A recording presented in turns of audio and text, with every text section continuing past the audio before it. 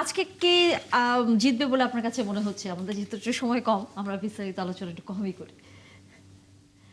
আমরা আপনার কথা শুনতে পাচ্ছি না। ম্যাচ জি। আজকে আমার কাছে মনে হয় যে একটা ধ্রুপদী সেমিফাইনাল, যেটা ফাইনালের আগে একটা ম্যাচ হচ্ছে।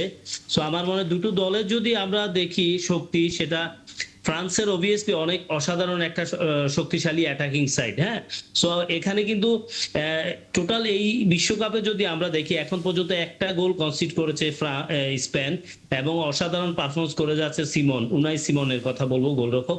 পক্ষান্তরে আপনার ফ্রান্সের গোলরক্ষক এখন পর্যন্ত মাইগনানের এখনো সেই পরীক্ষা দিতে হয়নি। এই পরীক্ষা যদি দিতে হয়, অবভিয়াসলি আজকে সেরা ম্যাচ খেলতে হবে। বিশেষ করে আমরা জানি যে স্পেন বল পজিশনে অসাধারণ ফুটবল খেলে, এবং স্পেন যত সময় তাদের পজিশনে বলটা রাখতে পারবে, যে দুর্দর্শ অ্যাটাকিং সাইড আমরা জানি যে ফ্রান্স দলের, বিশেষ করে ডেম্বেলে এক সাইডে, মাঝখানে অলিসে, বার্কোলা, এমবাপে, অসাধারণ একটা টিম। আজকে কিন্তু ফ্রান্স টিম কিন্তু আরেকটা খেলোয়াড় চেঞ্জ করেছে, বিশেষ করে আমরা যদি দেখি সেটা হলো মাঝ মাঠে, বিশেষ করে ডিফেন্সিভ মিডফিল্ডার। কারণ চুয়ামেনি আজকে ফিরেছে।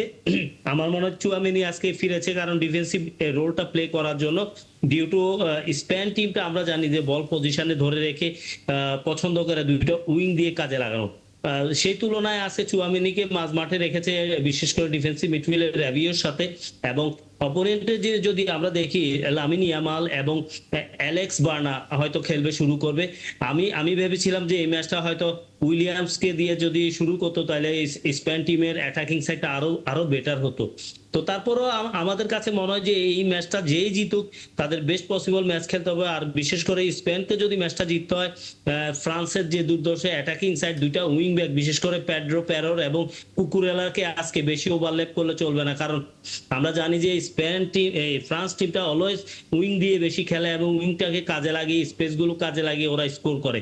কারণ এই উইংগুলো যদি বন্ধ করতে পারে ফ্রান্সের, তাহলে আমার মনে হয় যে এই স্পেনকে অবশ্যই বিট করা সম্ভব এই স্পেনের পক্ষে। ফ্রান্সকে বিট করা সম্ভব স্পেনের, কারণ ডিউ টু ফ্রান্স টিমের যে শক্তি, তাদের মেন শক্তি এমবাপ্পে আমরা জানি এখন পর্যন্ত 8 গোল করে দ্বিতীয় সর্বোচ্চ গোলদাতা হিসেবে আছে, এবং পক্ষান্তরে ডেম্বেলে, ওলিসে এবং বার্কোলা ভালো একটা শেপে আছে।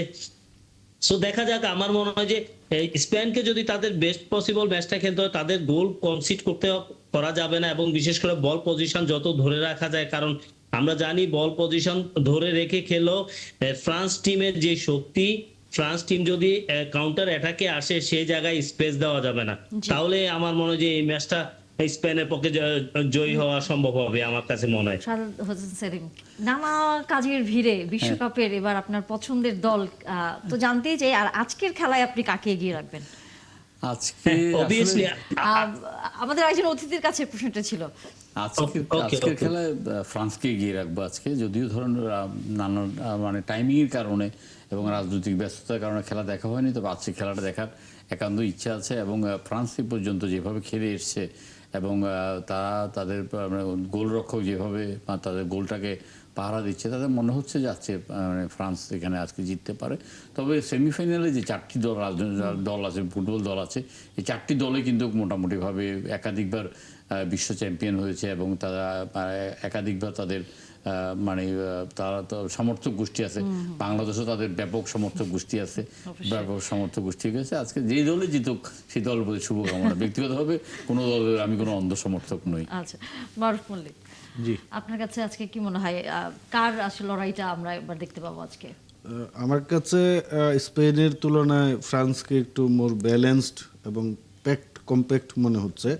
তো আমি তো ফ্রান্সকে এগিয়ে রাখবো, কারণ বিপ্লব ভাই যেটা বলছিলেন যে ফ্রান্সের অ্যাটাকিং সাইড খুব দুর্দান্ত। যদি বার্কোলা খেলে এবং ওলিসে এবং ডেম্বেলে খেলে, তাদের সঙ্গে এমবাপ্পে, তো তাদের যে গতি, বিশেষ করে বার্কোলা এবং আপনার এই ডেম্বেলের যে গতি, সেটার সঙ্গে যে ফুলব্যাক দুইজন আছে স্পেনের, কুকুরেলা এবং আরেকজন যিনি রাইট ব্যাকে খেলবেন, ওনারা আসলে কত দূর কুলিয়ে উঠতে পারেন সেই জায়গায় আমার সন্দেহ আছে। তো আমি অবশ্যই ফ্রান্সকে এগিয়ে রাখবো আজকে।